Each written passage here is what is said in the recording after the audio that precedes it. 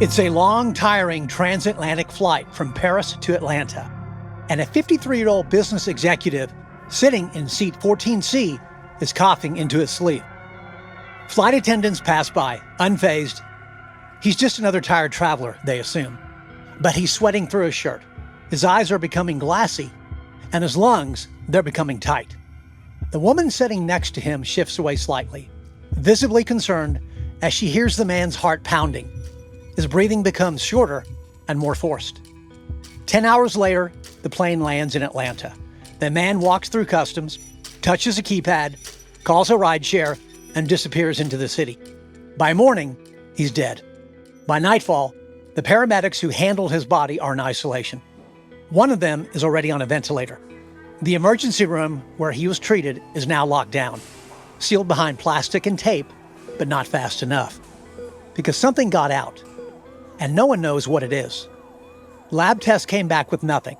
It's not COVID, not flu, not bacterial. Yet, it moves fast and kills faster and gives no warning, and it doesn't stop. There's no vaccine, no drug, no immunity. This is Disease X, a placeholder name adopted by the World Health Organization for the unknown killer pathogen scientists have warned us about for years, one that could move faster than SARS, mutate like influenza, and kill like a bioweapon. And the above scenario I just spoke about, while hypothetical for now, is a deadly possibility that could play out at any given moment, and when it does, chances are it won't be contained. And why? Because according to the World Health Organization, influenza pandemics, whether moderate or severe, are remarkable events because of the almost universal susceptibility of the world's population to infection. And because Disease X doesn't need time to adapt, it already knows how to spread. It doesn't care about borders, and it surely does not wait for permission. What's equally terrifying is that health experts warn that such a disease has a high degree of likelihood to be 100 to 1,000 times more lethal than COVID, meaning when it hits, it could level humanity to the likes not seen since the Spanish flu over a century ago. This is not science fiction. Rather, this is the scenario keeping global health officials awake at night. Welcome to Threat Level Red. I'm your host, Charles Denyer. This is episode 8. It's coming. The next deadly pandemic threats looming over America.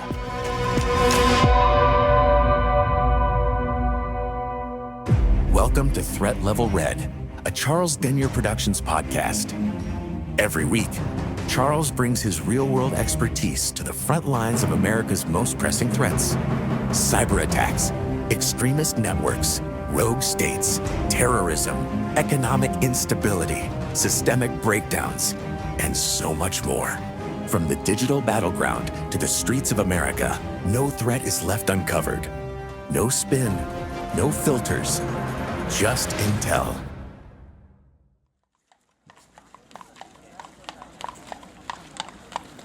So let's rewind, not to 2020 with COVID, but much further, to a time of horse-drawn carriages, and when telegrams were the fastest form of communication, and when a virus traveled faster than the world could imagine.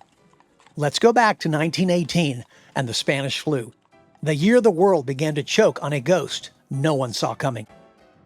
The Spanish flu didn't start in Spain. In fact, it may have begun in a crowded military camp in Kansas or in the blood-soaked trenches of the Western Front during World War I. The truth is, no one knows exactly where it came from, only that it moved brutally fast and it killed without mercy.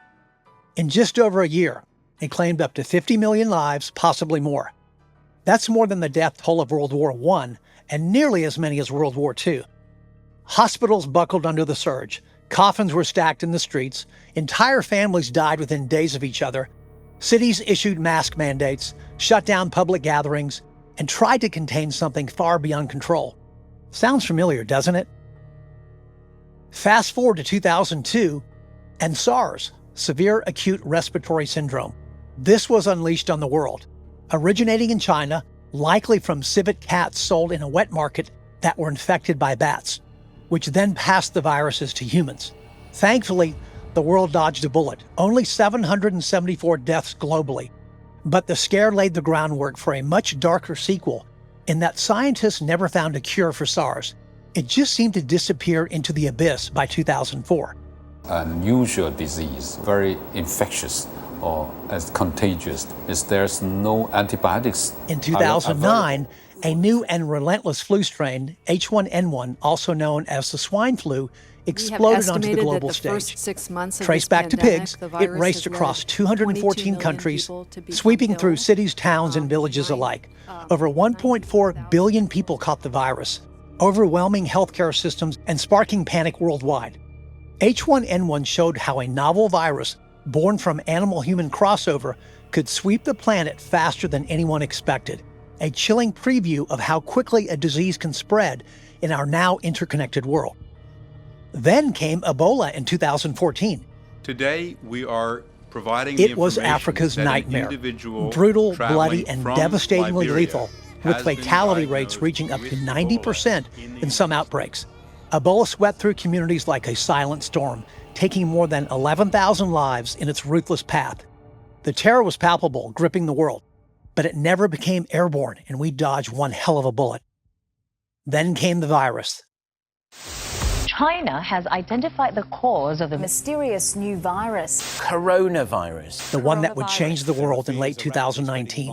What began as a small outbreak quickly spread across borders, becoming a global pandemic by early 2020. No warning label, no sirens, just a cough, a fever, just a whisper from Wuhan, China.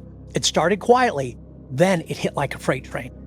Borders slammed shut, cities locked down, airports emptied, ICU wards overflowed, weddings were canceled, funerals were live streamed, and in the U.S., the death toll soared. Today, we mark a tragic milestone here in the United States. 1 million COVID deaths. This is now 2025, and there are over 7 million people now dead from COVID. And some people say the true number is far higher. But beyond the tragedy, a fog of confusion settled in. Where did COVID really come from? It started in China and is now spreading throughout the world. Was it a natural zoonotic spillover from animal to human, or something else, something more unsettling? A lab leak? A research accident gone awry? Once laughed off as a conspiracy, that question now sits at the center of a growing global debate. Intelligence agencies are divided. Scientific communities are conflicted. And the truth, it remains elusive. Then came the vaccines. A marvel of science created in record time, but with that came fear, mistrust, and a tidal wave of disinformation. I am thrilled to report that the FDA has authorized the Pfizer vaccine. Some refused them, citing rushed approvals, corporate profit motives, and side effects still not yet fully understood. Others rolled up their sleeves and hoped for the best. And now, years later, another layer of discomfort, post-vaccine complications. mRNA vaccines cause myocarditis. Now, the problem was this was being seen very early in the CDC and FDA data. We're talking April, inflammation, March. Cardiac issues, neurological effects. Most rare, yes, but without question, these are very real. This became the fuel for skeptics, but also a dilemma for doctors and a crisis of confidence for the nation and ultimately the world. COVID-19 didn't just test our immune systems, it tested trust. I think the vaccine itself is questionable on whether it saved lives looking at the science, data. in our government, and in each other. And here's the unsettling truth. It may have just been the beginning. We've seen this pattern before. SARS, H1N1, Ebola. Viruses that jumped from animals to humans, spreading like wildfire. Zoonotic spillover is no longer rare. It's becoming routine, accelerated by climate change, deforestation, factory farming, and global travel. We have created the perfect conditions for the next outbreak. Right now, in a pig farm in Vietnam, in a poultry market in Nigeria, in a BSL Ford lab in Russia, something is mutating, something we haven't seen before. And it doesn't care about your politics, your borders, your beliefs, or your immune status. The next pathogen may not announce itself with the sound of a cough in a crowded room, or the heat of a sudden fever. It may not even leave a visible trace. It could move invisibly from one unsuspecting host to another, slipping past borders, scanners, and systems before anyone realizes it's already too late. So, what exactly is waiting in the shadows? It could be a virus spilled from the bloodstream of livestock packed into steel sheds. It might be a bacterial superbug thriving in the linoleum floors of hospitals, shaped by decades of antibiotic misuse. Or even worse, it could be something unnatural, something built, an engineered pathogen, a toxin, perfected in the silence of a lab, locked in a freezer beneath layers of security until a power outage, a human error, or a single lapse in judgment sets it free. During COVID-19, we had a fighting chance.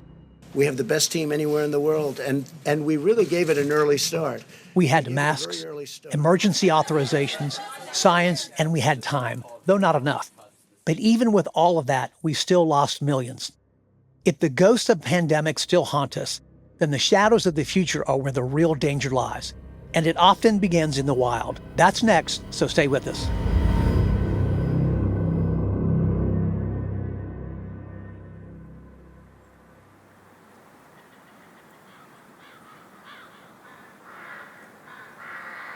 Deep in rainforests, remote farms, and teeming wet markets, animals carry viruses we haven't even named yet. And these encounters are anything but rare. Did you know that between 65 and 75% of all emerging infectious diseases in humans come from animals? That's right. Almost 3 out of every 4 new infections jumping into the human population originally come from animals, wild or domestic. These diseases, called zoonosis, include some of the most serious threats we've faced in recent history: HIV/AIDS, Ebola, SARS, and of course, COVID-19. So, why are animals such a hotbed for new diseases? And why should we be paying attention now more than ever? The key driver here is the increasing interaction between humans and animals, especially in environments where animals are kept in large numbers, under stress, and with poor hygiene conditions. Think about the crowded industrial farms in the United States where millions of chickens or pigs live side by side, or the bustling wet markets in remote villages around the world where animals of different species live in close quarters and are sold to the highest bidder. In these environments, viruses and bacteria are a deadly playground for mutation and adaptation. They can pass from one species to another, mix genetic material, and sometimes acquire the ability to infect humans. When humans are exposed to these pathogens, whether through handling, slaughtering, or simply being near animals, it opens the door for spillover events. That critical moment when an animal pathogen jumps into humans. And it's not just farming practices that increase these risks. The bigger picture includes climate change, deforestation, and global trade, all of which accelerate the frequency and intensity of human-animal contact. And while we are quick to point the finger at the animal kingdom, it's important to underscore how humans are driving these pandemics. According to Dr. Samira Mubaraka, a leading microbiologist and infectious disease physician who was part of a team that actually isolated the agent that caused the initial COVID-19 outbreak, she appeared on TVO Day in Toronto in 2020 and had this to say. It's really been our behavior as humans that's been the issue. We've managed to pretty much encroach on every corner of the planet and into the natural world where normally we would not be coming into contact with some of these viruses. And the more often we do that, the more we disrupt habitat and come into close contact or proximity to these viruses. Why does this matter? Because the consequences can be catastrophic. New zoonotic diseases can cause pandemics, disrupting economies, overwhelming healthcare systems, and tragically, costing millions of lives. The COVID-19 pandemic was a stark wake-up call, showing how interconnected and vulnerable our world actually is. It also highlighted how little we sometimes understand about the origins of these diseases and the ecosystems that support them. But perhaps the deepest and darkest of all of our challenges with the coming waves of pandemics is trying to combat the hellish world of wet markets.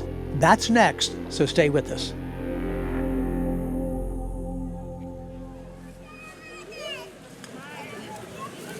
If you want to know where the next pandemic could begin, not in theory, but in the blood and bone reality of it, then walk through a wet market. I'm not talking about the sanitized images you see on travel blogs. I'm talking about the ones hidden behind corrugated metal gates, tucked into alleyways of massive cities, or sprawled across little-known roads in the developing world, where regulation is minimal at best and desperation drives the trade. Here, dozens of species, wild and domestic, are crammed together, often stacked in rusted cages, one on top of the other. You'll find chickens trembling next to civet cats, snakes coiled beside rabbits, ducks huddled under cages of fruit bats. None of these animals were ever meant to be near one another. But in these markets, they bleed, urinate, and defecate into shared spaces, often while injured or dying. It's not just unhygienic, it's inhumane, utterly cruel, and it's virologically explosive. Some animals are slaughtered on the spot as customers pick them live, and they're butchered right there on cutting boards that haven't been cleaned in days with the same knives used across species. And all the while, humans walk through barefoot or in sandals, handling animals with bare hands, wiping sweat from their faces, eating meals next to cages of shrieking animals, all while flies swarm. This is not just a scene of cruelty, it's a bacterial war zone ready to explode. The Hunan seafood wholesale market in Wuhan, ground zero for the COVID-19 outbreak, reportedly sold everything from live poultry to raccoons, dogs, bamboo rats, and more. It was not an outlier. It was one of the dozens of wet markets operating in China alone. Before SARS emerged in 2002, wet markets were known for the exotic animals crammed into cages, civet cats in particular, which are now believed to have been the intermediate host between bats and humans in that outbreak. But this isn't just a problem in China. Across Southeast Asia, West Africa, and parts of South America, wet markets are part of a daily life. In Indonesia, for example, bats are sold openly, sometimes alive, sometimes charred on the spot right there in front of you, despite the known connection between bats and deadly viruses like SARS. In Nigeria, live animal markets have been linked to recurring outbreaks of various types of fever and even monkeypox. In Laos, you'll find fresh monkey meat and jungle-caught rodents sold side by side with chickens, many of them visibly sick, coughing, and caked in filth. What connects all of these places is a dangerous trifecta: high animal density, species mixing, and poor sanitization. These three ingredients form the perfect crucible for zoonotic spillover, when a virus jumps from animals to humans. Most of the time, it dies there, but every so often, it adapts. By adaptation, I mean it learns how to replicate, and then it spreads. What starts in a small, forgotten market can circle the globe in under 48 hours. One infected vendor, one unlucky shopper. That's all it takes. The reality is this: wet markets are not isolated local risks. They are global ignition points. And as the world becomes more connected, the consequences of ignoring them grow more catastrophic. We cannot say we weren't warned, because the next pandemic isn't just possible, it's probable and highly likely, and soon. But as dangerous as the transmission from animals to humans is, the next pandemic might not be viral. It could be bacterial. That's next, so don't go anywhere.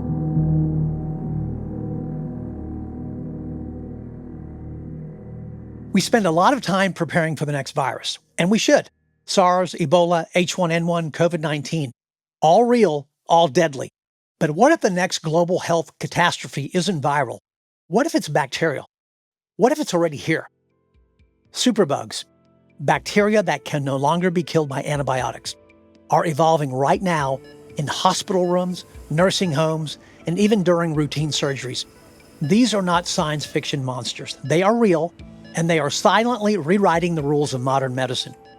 Each year, more than 1 million people die directly from drug-resistant bacterial infections, and nearly 5 million deaths were linked to antimicrobial resistance. These aren't projections. They're the early warning signs of a full-blown medical collapse. We are now facing antimicrobial resistance, or AMR. The phenomenon through which more and more superbugs are emerging is known as antimicrobial resistance. The terrifying possibility that the drugs we once relied on to treat everything from pneumonia to urinary tract infections may simply stop working. The threat touches every corner of the world, but it hits low and middle income countries the hardest, where poverty, lack of access, and weak health systems make infections harder to track, treat, and contain. So why is this happening? Because we've abused antibiotics in humans, in livestock, even in crops. We've handed out these miracle drugs like candy, and bacteria, relentless and adaptive, have evolved to fight back. The result? Superbugs that can shrug off our strongest treatments, and to make things worse, the antibiotic pipeline is really broken. there are too few new drugs being developed, and even fewer reaching the people who need them. This is the slow motion pandemic, the one we can still stop, however, if we act. But what if the next global catastrophe doesn't emerge from a jungle or a market? Or doesn't come from superbugs resistant to our arsenal of antibiotics? What if we build it with our own hands? That's next, so stay with us.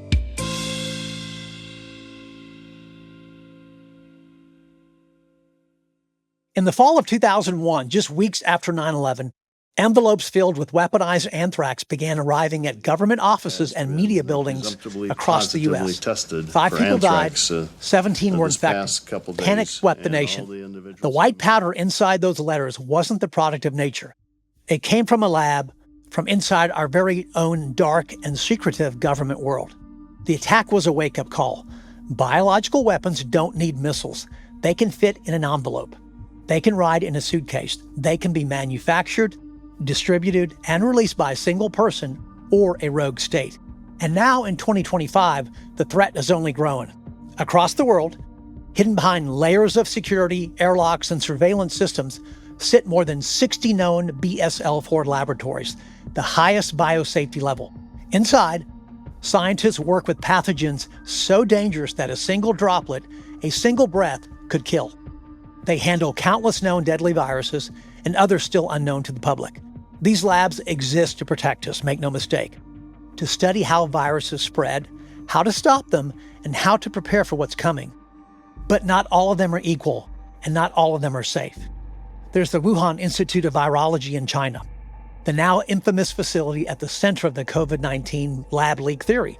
Then there's Russia's Vector Institute, located in Siberia, once part of the Soviet Union's massive bioweapons program. Vector still houses, today, live samples of smallpox, a virus eradicated from the wild, but not from the freezers. In the U.S., Fort Detrick in Maryland operates under strict protocols, but even it has suffered breaches, including a shutdown in 2019 over containment concerns. France has a BSL-4 lab, and so does Germany, and the UK, Canada, Australia. They all operate high containment labs. Some are under civilian oversight. Others, like those in North Korea or Iran, remain cloaked in secrecy.